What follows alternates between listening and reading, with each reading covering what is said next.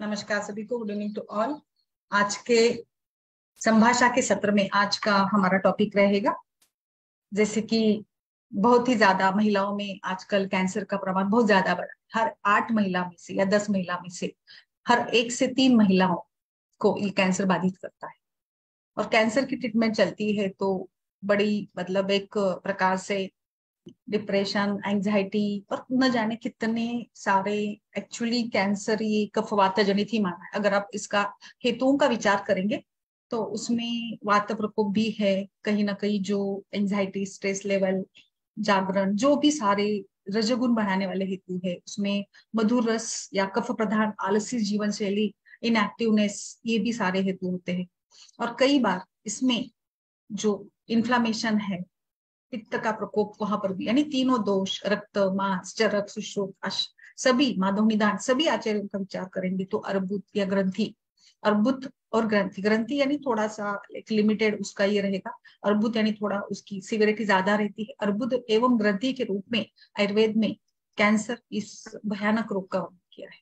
और जब कोई पेशेंट को कैंसर डायग्नोस हो जाता है तो निश्चित रूप से बहुत ही बड़ी एक उसके मन में उसकी शारीरिक एवं मानसिक स्थिति कितनी ज्यादा बिगड़ जाती होगी, ना केवल उसकी बट उसके घर वालों की भी। आज फिलहाल अभी 6 महीने पहले एक न्यूज आई थी कि कैंसर की बीमारी के लिए डॉक्टर पति पत्नी थे, तो पत्नी का इलाज चल रहा था सालों से और फिर बाद में सारे पैसे खत्म होते हैं और उन्होंने सुसाइड कर लिया था। अभी अभी का एक हादसा, बहुत ही दिल में एक ये पैदा करने वाला इमोशनल ये हादसा था। और सच में कितना मतलब एक ये जो डिसीज है कितना पूरी आदमी की जिंदगी को कैसे तबाह कर देता है, ना केवल शारीरिक मानसिक रूप से बट आर्थिक रूप से भी कितना बहुत ही ज्यादा खर्चीला ये डिसीज है। और आप सभी जानते हैं कि इसके 3 थेरेपी ज्यादा चलते हैं, जैसे कीमोथेरेपी है, रेडियोथेरेपी है और सर्जिकल इंटरवेंशन।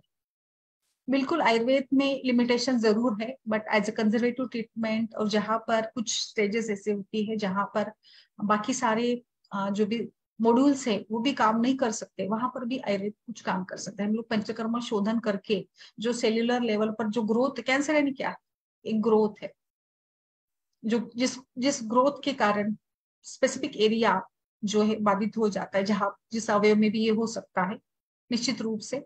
और फिर जो भी ट्रीटमेंट हम लोग करते हैं तो ये सेल्यूलर लेवल पर जाकर डिटॉक्सिफाई करती है, जो भी वहां पर घटक है जिसके कारण ये सूज हो रही उनको वो निकाल देते हैं। तो इसीलिए डिटॉक्सिफिकेशन या पंचकर्म का भी एक बड़ा सा रोल इसमें रहेगा।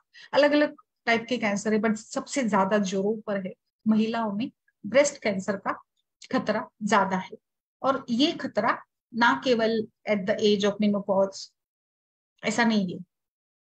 अभी एक मेरी जल्दी मेरी किताब आएगी मेनोपॉज पर, उसमें मैंने अच्छे से सारे इसके एंगल्स को लिखा है। अभी अभी 15-20 दिनों में हम लोग इसको लॉन्च कर देंगे। तो इसमें मैंने वही पूरा कवर किया है। ब्रेस्ट कैंसर ये महिलाओं में हमेशा के लिए खतरा, ऐसा नहीं कि मेनोपॉज या 40-50 की उम्र में है, ऐसा नहीं, लाइफ टाइम ये रिस्क होती ही है। बट जैसे हम लोग अगर कुछ अच्छे से प्रिजर्व करें, अच्छे से प्रिकॉशंस ले तो खतरा कम भी होता है, बिल्कुल। और ब्रेस्ट कैंसर सबसे ज्यादा जोरों पर है और इसमें कीमोथेरेपी, रेडियोथेरेपी और सभी प्रकार के सर्जरीज भी होती है, सभी प्रकार के मॉड्यूल्स का उपयोग किया जाता है। ये करते करते पेशेंट इतना थक जाता है शारीरिक मानसिक रूप से। और निश्चित रूप से chemotherapy, what is chemotherapy? Chemotherapy यानी ये कैंसर प्रतिबंधात्मक ही थेरेपी है जिसमें anti cancers, highly effective higher type के एंटीबायोटिक्स ये शरीर में प्रवेशित किए जाते हैं, जिसका भारी नुकसान शरीर को उठाना पड़ता है।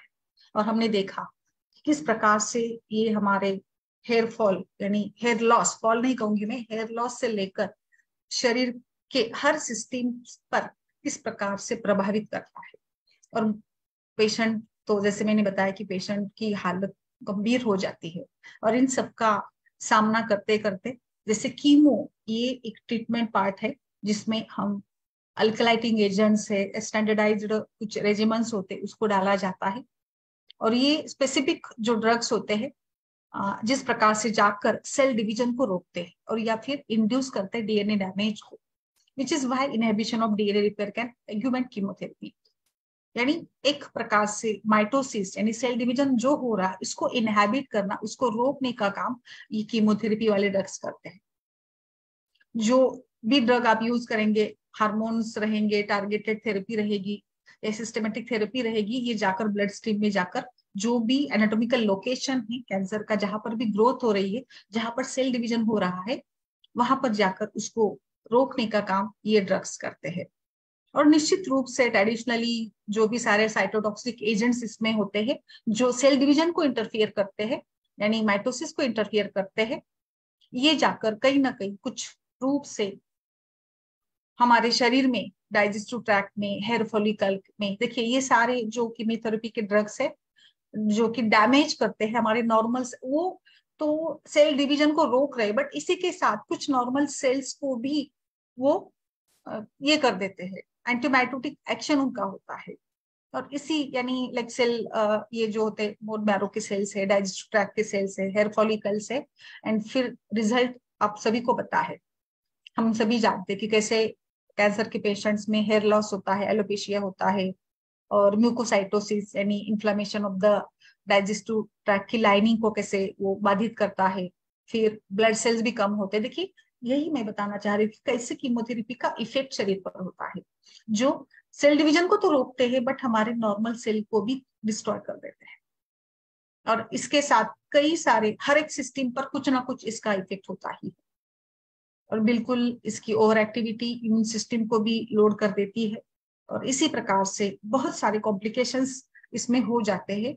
और इसी कॉम्प्लिकेशंस के साथ धीरे धीरे, हालांकि ऐसा नहीं है, अभी मैंने देखे कुछ रुग्णों में जो मतलब बहुत ही अर्लियर स्टेज में डिटेक्ट हो जाते हैं ना, उनमें कॉम्प्लिकेशन थोड़े कम होते हैं, एडजस्ट होने में थोड़ा समय लगता है, एक दो आपकी कीमो हो जाती है तो फिर धीरे धीरे नोजिया वोमिटिंग या जो भी सारे लक्षण है वो भी धीरे धीरे पेशेंट एडजस्ट कर लेता है, ऐसा नहीं है। बट कुछ जो पोस्ट ट्रीटमेंट भी कुछ इफेक्ट होते हैं, मतलब लार्ज लॉन्ग टर्म पे भी कुछ रह सकते हैं, एक दो साल हमने देखा कि ज्यादातर केसेस में एक आधे साल में पूरा उनका प्लान चलता है, उसके बाद फिर जैसे धीरे धीरे अच्छे से फिर वो रिकवर होना शुरू हो जाते हैं। आजकल इतनी सारी ट्रीटमेंट मॉड्यूल्स है, यानी जैसे आप हेयर ट्रांसप्लांट से लेकर सब कुछ कर सकते हो, यानी 1 से 2 साल 3 साल आपको लग जाते हैं, और बस धीरे धीरे फिर नॉर्मल रूटीन में पेशेंट आता है होपफुली। बट जो कुछ इनमें कॉम्प्लिकेशंस होते हैं लाइक नोजिया है, अगर डाइजेस्टिव सिस्टम की बात करेंगे तो नोजिया है, वोमिटिंग है, डायरिया है, और कॉन्स्टिपेशन है। कभी कभी रेडिएशन थेरेपी दी जाती है जिसमें एक्सरे का उपयोग किया जाता है, जिसके साथ बहुत ज्यादा थकान, एनोरेक्सिया, नोजिया, वोमिटिंग है, या फिर स्लीप भी बाधित डिस्टर्ब हो जाती है, अल्टरेशन हो जाए टेस्ट में, हेडेक होता है, कभी कभी रेड सेल काउंट कम होता है, लेटर कॉम्प्लिकेशंस में फिर ड्राई स्किन या फिर फेरेंजाइटिस, लैरेंजाइटिस, फटीग, ऐसे कुछ उसमें इफेक्ट्स रह जाते हैं। मेंटल साइकोलॉजिकल लेवल पर बहुत ही ज्यादा नुकसान होता है, पेशेंट एक्सेप्ट करने में ही पेशेंट को समय लग जाता है, और फिर थोड़ा धीरे धीरे वो सोशल एक्टिविटी से भी हट जाता है, किसी से ज्यादा मिलना जुलना नहीं चाहता है, अपनी सारे चेंजेस को देखकर वो अपने आप को बहुत ही अकेला और डिप्रेस्ड महसूस करता है। कुछ बार पेशेंट तो इतने डिप्रेशन में, एक्चुअली कैंसर ट्रीटमेंट बहुत बड़ा अलग तरीके से पेशेंट को डाइवर्ट कर देती है, यानी एक अलग लेवल पर पेशेंट चला जाता है जो सोशली अटैच बिल्कुल नहीं चाहते, उसको बहुत ज्यादा एक फीलिंग अलग सी आती है, उसका चेहरा सब कुछ बदल जाता है। और इस बदलाव में बिल्कुल फैमिली मेंबर्स जो भी उसके रिश्तेदार है उनका बड़ा रोल रहता है। इसमें सभी से इम्पोर्टेंट जो है वो है एक इमोशनल लेवल को बैलेंस करना, उसको अच्छे ट्रीटमेंट मिले, खान पान मिले, और अच्छी केयर बहुत ज्यादा जरूरी बन जाती है। और इन सभी के साथ साथ धीरे धीरे हम आयुर्वेद या जो एडजेसेंट थेरेपीज है इन सभी का विचार करके हम अच्छे से इस सभी को, मेटाबॉलिज्म को डेवलप करेंगे, वात को बैलेंस करेंगे, कफों को भी बैलेंस करेंगे, धीरे धीरे फिर शरीर में स्टेबिलिटी आएगी, डाइजेशन इंप्रूव होगा, और सब कुछ अपने आप फिर हम लोग उसको ला सकते हैं with the help of Ayurveda. जो भी हमारे पास मोडेलिटीज है, जो भी सिम्टम्स हमें मिल जाते हैं, इसके सिम्टोमेटिक ट्रीटमेंट के बारे में मैं आज के सत्र में बताने वाली हूँ। और इसमें हम लोग दोषों का भी विचार करेंगे कि कौन से दोष के कारण क्या इफेक्ट होता है। बिल्कुल, जैसे कि ज्यादा मैंने बताया कि वात, एक्चुअली ये वात कफ विकार ही ज्यादा हम लोग मानते हैं। चलिए कुछ जैसे अभी तो पंचकर्म शोधन सभी जानते हैं, बस्ती देना चाहिए, बल्य चिकित्सा देनी चाहिए, रसायन का बड़ा रोल रहेगा, भ्रूण चिकित्सा दे सकते हैं, संतर्पण चिकित्सा है, वाजी वटेवर वाजी का सब कुछ हम लोग कर सकते हैं। बट उसको कैसे करेंगे, जहां अभी कुछ लाइक स्पेसिफिक कंडीशन के लिए कैसे करें। सबसे पहले पेशेंट को जब भी कीमोथेरेपी स्टार्ट होती है, सबसे पहला अटैक होता है डाइजेस्टिव ट्रैक्ट पर। सबसे पहली फीलिंग आती है नोजियाटिक और वोमिटिंग, बहुत कॉमन एडवर्स इफेक्ट है कीमोथेरेपी के। फिर डॉक्टर्स एंटीबायोटिक ड्रग्स दे देते हैं, प्रिस्क्राइब कर देते हैं। और इसमें देखिए अभी जैसे कि नोजिया वोमिटिंग, इसमें दोष कौन से है, इसमें दोष निश्चित रूप से कफ दोष रहेगा, बिकॉज आमाशय इसका स्थान है, और वात पित्त भी एसोसिएटेड हो सकते हैं। तो हमारा मोटो क्या रहेगा, we have to treat for kapha dosha. तो छर्दी की चिकित्सा इसमें हमें करनी है। बट अभी मैं जैसे बता रही हूँ कि इसमें नॉर्मल जो सामान्य चिकित्सा इसको आप ले सकते हो, बट यहाँ पे स्पेसिफिकली आपको पैथोलॉजी देखकर, यानी जो भी हेतु है, निदान है, जो भी चिकित्सा चल रही है पेशेंट की, उसका विचार करके कल्पों की योजना करनी है।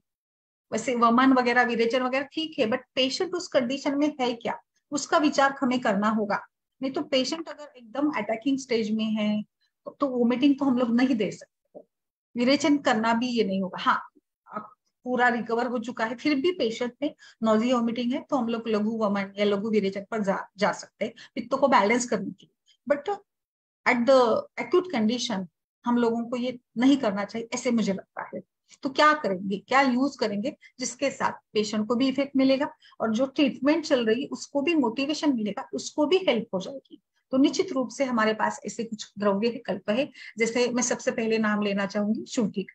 शुंठी बहुत अच्छे से आम का भी पाचन करती है। अगर आयुर्वेदिक कैंसर की ट्रीटमेंट आप देखेंगे तो उसमें आम पाचन दीपन यही पहला मॉड्यूल अपनाते हैं, यही पहली प्राइमरी चिकित्सा होती है। तो इसमें शुंठी दे सकते हैं हम लोग। शुंठी का आप स्वरस दीजिएगा, शुंठी को आप भुर्जित करके उसका जो खीस कर उसका निकाल कर इसको घी के साथ दे सकते हैं, यानी उसकी जो तीक्ष्णता उष्णता इसको भी थोड़ा कम किया जा सकता है। मातुलुंग हमने देखा कि गर्भिणी सर्दी में भी मातुलुंग स्वरस का काफी अच्छा रिजल्ट मिलता है, तो वो भी आप यूज कर सकते हो।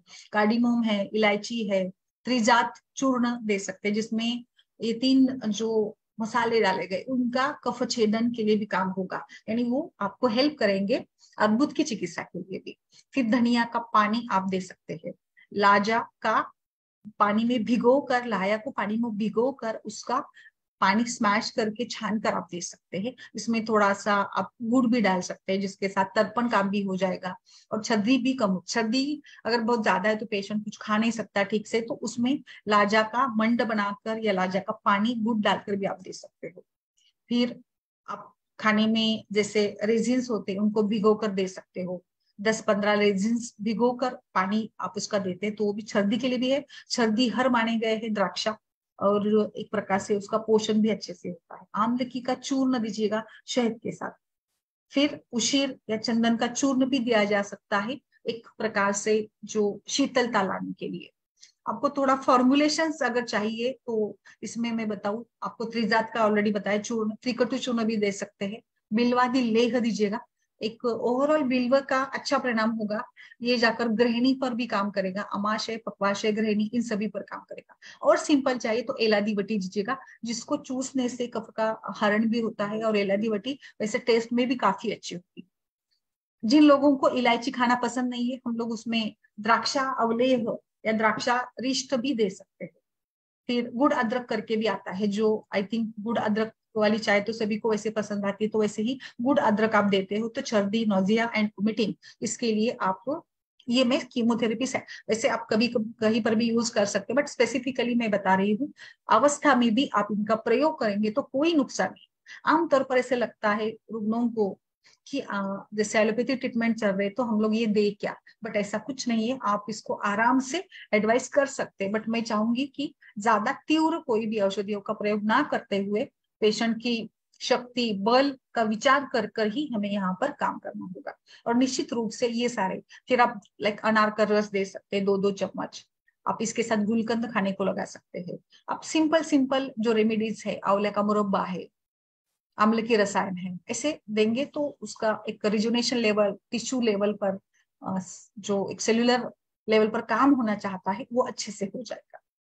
चलिए आगे बढ़ते हैं। आगे दूसरा बड़ा जो रहता है इसमें कॉम्प्लिकेशन मानिए, साइड इफेक्ट मानिए, लॉस ऑफ हेयर्स, जो आदमी को, महिला को पूरी तरीके से हिला देता है।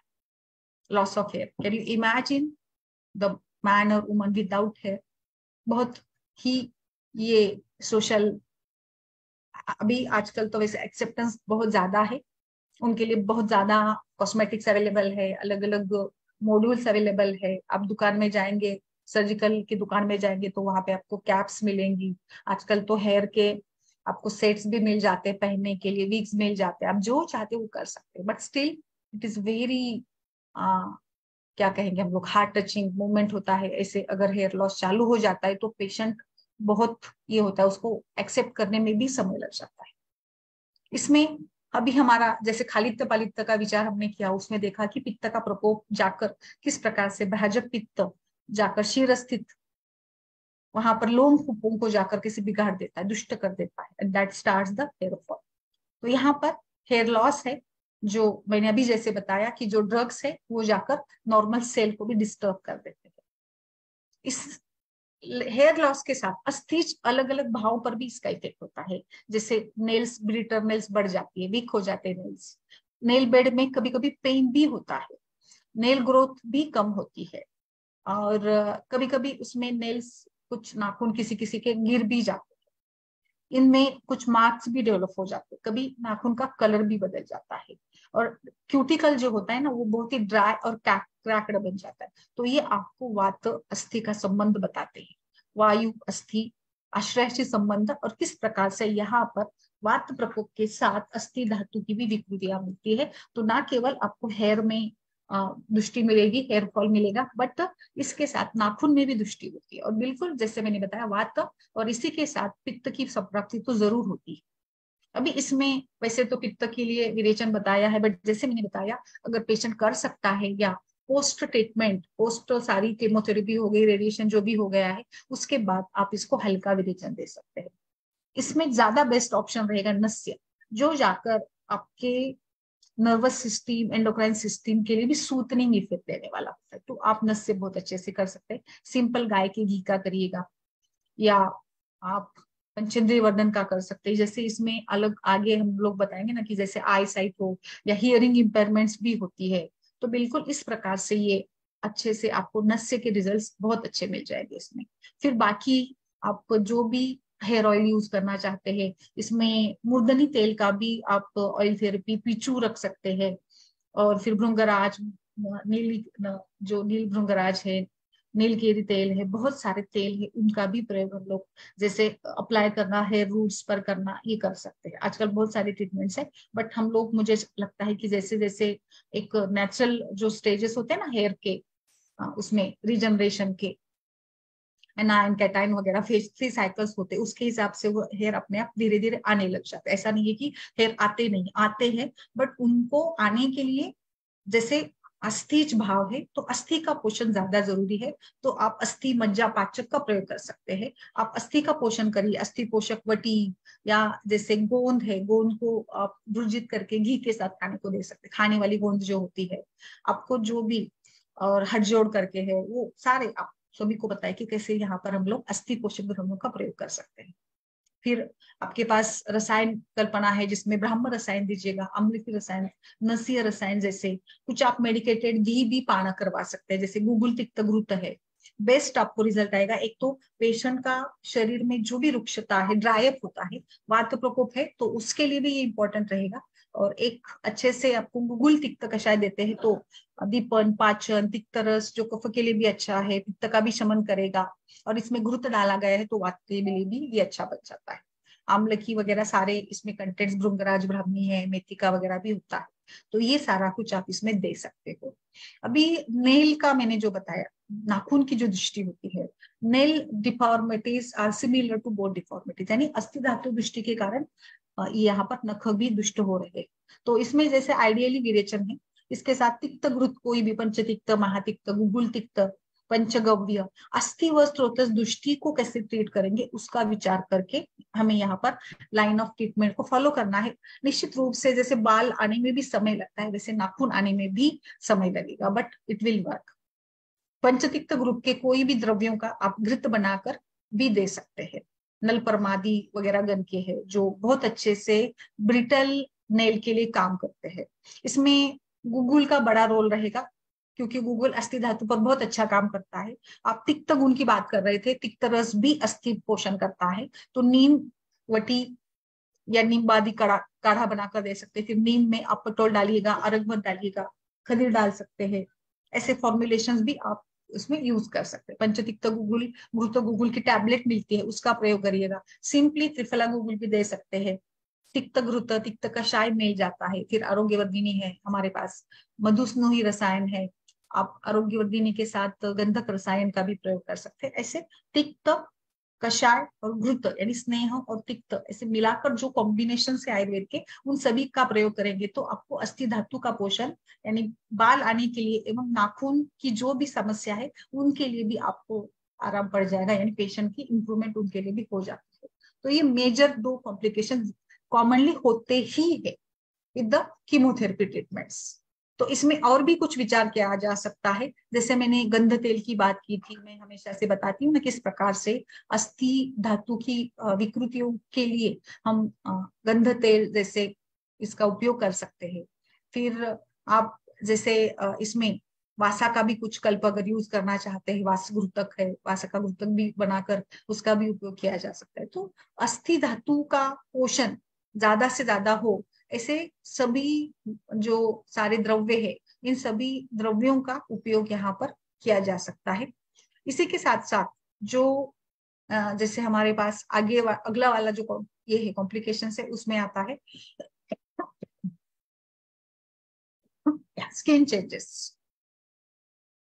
कीमोथेरेपी के बाद स्किन थोड़ी सी ड्राई हो जाती है, मोटी हो जाती है, फोटो सेंसिटिव हो जाती है। एक्सेसिव सेंसिटिविटी टू सनलाइट यानी फोटो सेंसिटिविटी। तो बिल्कुल डायरेक्ट सनलाइट को अवॉइड करना चाहिए और पूरे ढककर कपड़े पहनना चाहिए। स्किन को ज्यादा से ज्यादा अच्छे से ढक के प्रोटेक्ट करें। जो सन ही डायरेक्ट एक्सपोजर नहीं होना चाहिए। यहाँ पर जो स्किन चेंजेस आते हैं उसमें वात और पित्त दोनों की इन्वॉल्वमेंट, तो इसमें आप पित्त वात दोनों के लिए, दोषों के लिए ट्रीटमेंट विचार करिएगा। जैसे आइडियली आपको यहाँ पर धारा का बहुत अच्छा रिजल्ट मिलेगा, जो कषाय धारा, काय से वगैरह, क्षीर धारा बहुत अच्छे से आपको जो सनलाइट के चेंजेस है, उष्णता के चेंजेस है, इनसे बचाने के लिए काफी अच्छे से ये काम करे। फिर हरिद्रा के कल्प है, हरिद्रा खंड है, महामंजुषादि कषाय है, नीम है, खदीर आदि वटी दे सकते हैं आप इसमें रस रक्त पाचन का प्रयोग कर सकते हैं। इस स्किन पर लगाने के लिए आपके पास घृत कल्पना है, शतदोत घृत का प्रयोग किया जा सकता है जो कि स्किन को नरिश करेगा। आप यष्टिमधु घृत या तेल का भी एप्लीकेशन कर सकते हैं। तिक्त घृत अप्लाई करने के लिए दे सकते हैं। नल परमादि तेल आप लगाने के लिए दे सकते हैं। तो ऐसे स्किन के चेंजेस के लिए जिस प्रकार की भी मोटापन है, तो वात बड़ा है, तो इसको आपको स्नेहन या अभ्यंगन, वैसे भी हम लोग अगर कैंसर के पेशेंट्स में डेली नहाने के पहले अगर कुछ हल्का सा अभ्यंग देते हैं तो it will help to improve the vata condition, और वात जो बड़ा है इसको कंट्रोल करने के लिए भी आपको मदद मिल जाती है। अगर डेली अभ्यंग आप बता देते हैं पेशेंट को तो बेस्ट तरीके से वहां पर पेशेंट को अच्छा रिजल्ट मिलता है। नेक्स्ट बात करते हैं थकान की, फटीग। कीमोथेरेपी के बाद पेशेंट को काफी थकान लगती है, इट इज ड्यू टू वात दोषा। बिल्कुल, जैसे यहाँ पर रेस्ट बहुत ज्यादा जरूरी है। पेशेंट को काफी अच्छे से रेस्ट बताते हैं, छुट्टी लेकर काम पर नहीं जाना होता है और स्ट्रेस से दूर रहना है, आप उसको अच्छे से प्लेजरस मूड में रखना है, बैलेंस्ड न्यूट्रिशियस फूड भी देना है, तो थकान तो दूर हो जाएगी। बट कई बार ये थकान कंटिन्यू रहती है, तो इसलिए पेशेंट को हेवी वर्क या कुछ भी वर्कलोड एक्चुअली नहीं देना चाहिए, क्योंकि थकान इतना एंटीबायोटिक का डोज शरीर में जा रहा है। तो सोचिए हम लोग अगर कभी एंटीबायोटिक लेते हैं तो 3-4 दिन हालत खराब हो जाती है, तो इतना हेवी एंटीबायोटिक चल रहा है तो निश्चित रूप से इसका क्या परिणाम होगा। तो इस थकान के लिए आपके पास रसायन का पूरा है, आप आहार रसायन दे सकते हैं, आप द्रव्य रसायन दे सकते हैं, भेषज रसायन, अलग अलग रसायन कल्पना, आहार रसायन में दूध, घी और बाकी सारे, नारिकेल की कल्प है, आप खीर दे सकते हैं, लड्डू खिला सकते हैं, धीरे धीरे जैसे इसका डाइजेस्टिव पावर है इसके हिसाब से करिएगा। अभी बाकी अगर यूजफुल आपको लेह कल्पना का विचार करना है तो कई सारे लेह कल्पना इसमें है, जैसे बला रिष्ट दिया जा सकता है, अश्वगंधा अवलेह, अश्वगंधा का जो भी आप बनाना चाहते हैं वो भी इसमें अच्छा काम करेगा। द्राक्षा ऑलरेडी मैंने बताया, तो द्राक्षा अगर देते तो मल्टीपल काम इसके हो जाते। शतावरी गुड़, शतावरी का दूध में प्रयोग, शतावरी अश्वगंधा कॉम्बिनेशन का प्रयोग, अश्वगंधारिष्ट का प्रयोग, सारस्वतारिष्ट देते तो इसकी जो बाकी एक मेंटल लेवल पर जो भी ताकत देने की जरूरत है वो भी अच्छे से हो जाती है सारस्वतारिष्टम में। द्राक्षादि लेह, दशमूल कषायम दिया जा सकता है, द्राक्षारिष्ट दिया जा सकता है। सो थकान के लिए तो आई थिंक अल्टीमेट हमारे पास बहुत सारे ऑप्शंस है। आप खान पान में भी काफी अच्छे से बदलाव करके काम कर सकती है। फिर आप कुछ लौह भस्म देना चाहती है, धात्री अवलेह है, जो पांडु रोग की चिकित्सा में सारे कल्प यूज करते हैं ना, बट जैसे मैंने बताया कि हम लोग यहाँ पर विचार कर कर ही देंगे। आप गोमूत्र हरितकी का भी प्रयोग कर सकते हैं। गोमूत्र हरितकी काफी अच्छे से काम करेगी, बिकॉज हरितकी हिरड़ा चूर्ण अच्छा इसका रोल रहता है ना इसमें, तो इसीलिए आप गोमूत्र हरितकी के साथ भी चल सकते हैं।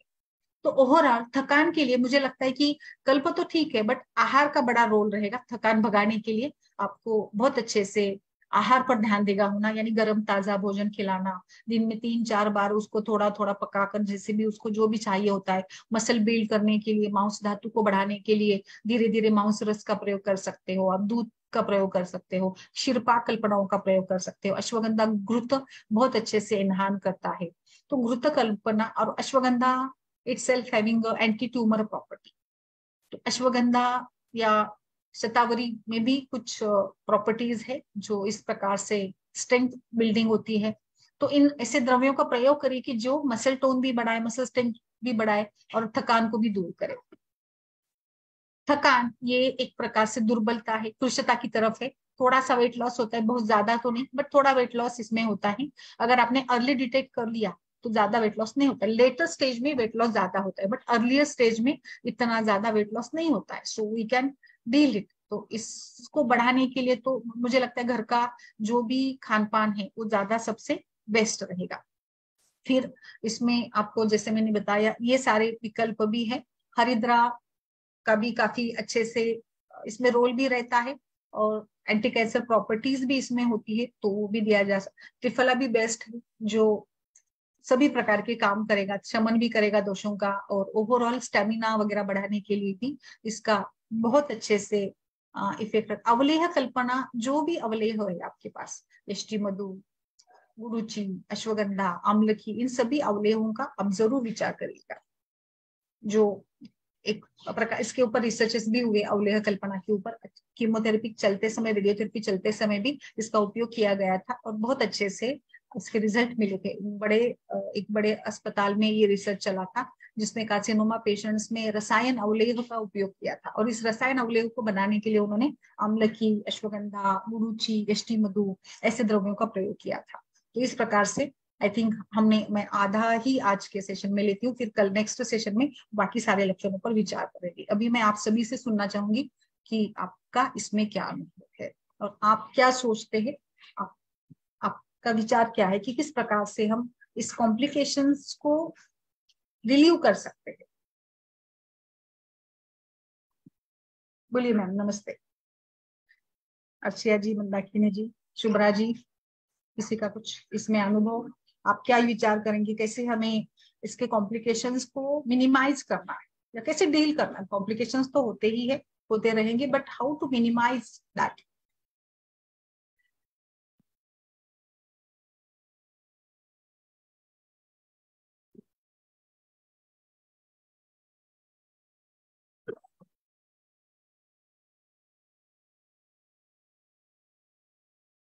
यस प्लीज, बोलिए मैम, बोलिए।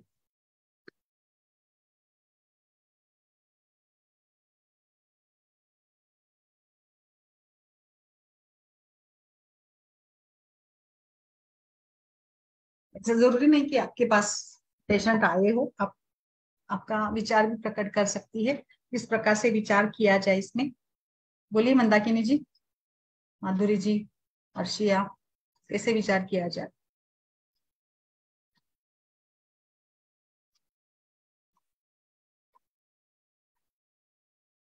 बोलिए शुभ्रा जी।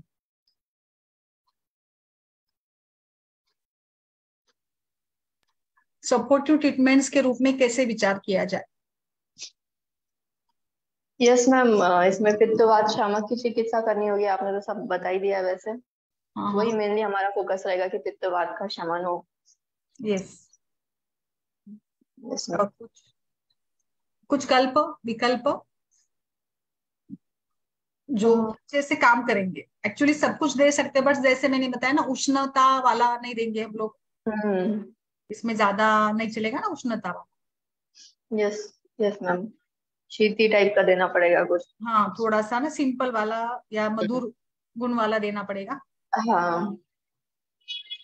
वो अच्छा रहेगा। Yes ma'am.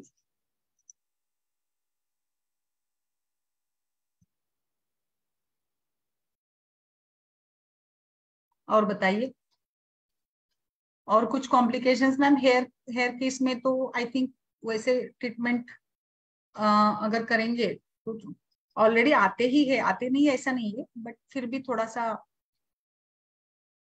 हम अगर ट्रीटमेंट प्लान करेंगे तो और ज्यादा जल्दी से बाल आने में मदद मिल जाए।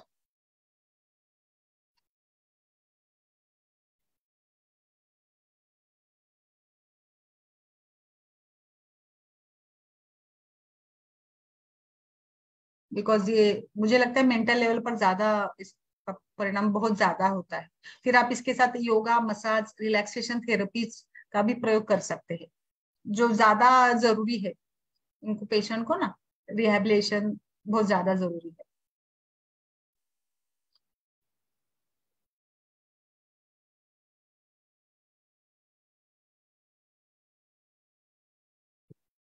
और एलोपैथी की ड्रग्स खा खाकर ना सच में बहुत परेशानियां बढ़ जाती है, डाइजेस्टिव परेशानियां बहुत बढ़ जाती है। होम रेमेडीज मुझे लगता है ज्यादा बेहतर है इसमें, जो मैंने बताया ना सारे छोटे छोटे ऐसे हम लोग जूस, रस, सूप ऐसे बनाकर कुछ खान पान के तरीके से यूज करेंगे ना, कुछ अलग से ऐसे लड्डू बनाकर, कुछ खीर बनाकर, तो वो रिजुनेशन भी होता है। आप सिंपली गेहूं की बनाइए खीर, आप चावल की बनाइए, उसको एक मतलब हफ्ते में 3-4 दिन ऐसे खिलाते रहेंगे तो बाल आने में भी मदद होगी, पित्त का भी प्रकोप नहीं होगा, ओवरऑल अच्छा रिजल्ट पेशेंट को मिलेगा। बोलिए शुभ्रा जी। और ये स्टडी चल रही मैम, और अच्छे रिजल्ट्स आ रहे हैं। और उल्टा मैंने देखा कि लोग एक्चुअली चाहते हैं कि आयुर्वेदिक ट्रीटमेंट भी साथ में चले। बहुत चल रही है ऑन्कोलॉजी, आयुर्वेद की ट्रीटमेंट बहुत अच्छा चल रहा है। फिर आप जैसे कामदुधा, मोक्ता, प्रवाल वगैरह का भी प्रयोग कर सकते हैं, जो अस्थि धातु का पोषण भी करेंगे और सर्दी आदि के लिए भी काम करते हैं, है ना। Yes ma'am. वो ज्यादा बेस्ट है, हमारे पास चार ज्यादा ऑप्शन है। पंचामृत। यस, हम्म। अस्थि पोषण वगैरह आयुर्वेद का ज्यादा अच्छा चलता है। उनमें तो कुछ विटामिन के सिवा क्या है वहां पर ना ऐसे। यस मैम, और उनके जो कैल्शियम है ना, उससे साइड इफेक्ट्स भी हो जाते हैं मैम। वोमिट, और नॉजिएटिक मैंने होता देखा है ना, है। नॉजिएटिक नॉजिएटिक हाँ, फीलिंग आती है। एलोपैथिक कैल्शियम के भी काफी साइड इफेक्ट्स होते हैं, या यस, स्टोन्स का बॉडी फूल जाना, ऐसे काफी साइड इफेक्ट्स हो जाते हैं उससे। बिल्कुल बिल्कुल।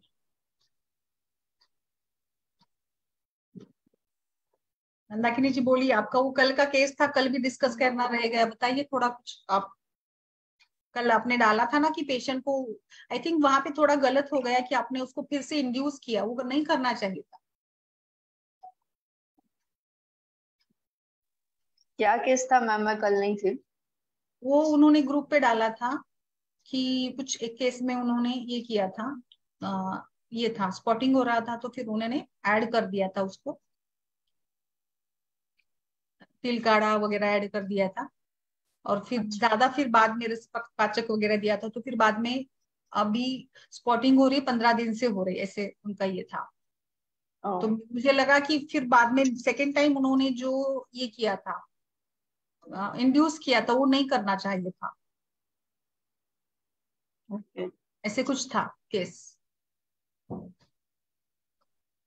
बोलिए ma'am Mandakini ji.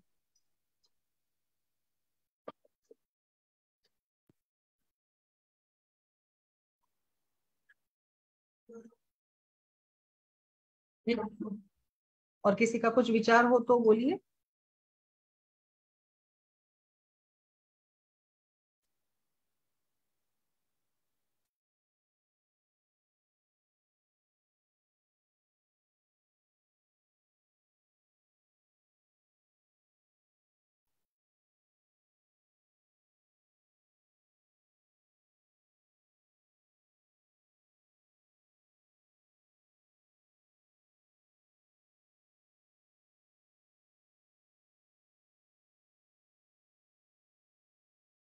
I hope कि हमने कुछ अलग से विचार किया है, क्योंकि मैं ये चाहती थी कि कभी ना कभी इस पर बात होनी चाहिए। हम जैसे आईवीएफ वगैरह के भी कॉम्प्लिकेशंस होते हैं ना आयुर्वेद में, तो उसको कैसे ट्रीट करते हैं ना, तो आजकल काफी पेशेंट्स आ रहे हैं ना आयुर्वेद की तरफ, काफी सेंटर्स आयुर्वेद कैंसर के इस पर रिसर्चेस हो रहे हैं और लोग काफी अच्छे से काम कर रहे हैं इस पर। और साइड इफेक्ट्स के लिए तो आई थिंक ऑप्शन दूसरा अच्छा नहीं है इसमें। वीकनेस, थकान वगैरह तो होता है, और इसमें बाकी आप रसकल्पनाओं का भी बहुत अच्छा प्रयोग कर सकते हैं। रसकल्प काफी लोग हीरक भस्म वगैरह वही उसी लिए यूज करते हैं ना, रस भस्मों का प्रयोग। कंचनार यूज करते हैं, सुवर्ण भस्म यूज करते हैं, पारद का प्रयोग करते हैं।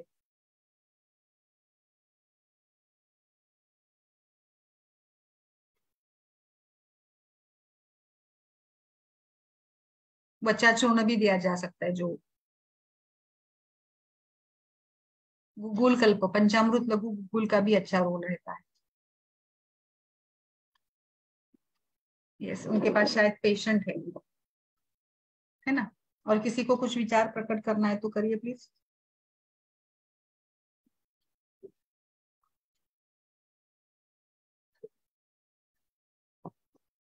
ओके, फिर हम लोग नेक्स्ट इसमें कंटिन्यू करेंगे मंडे को।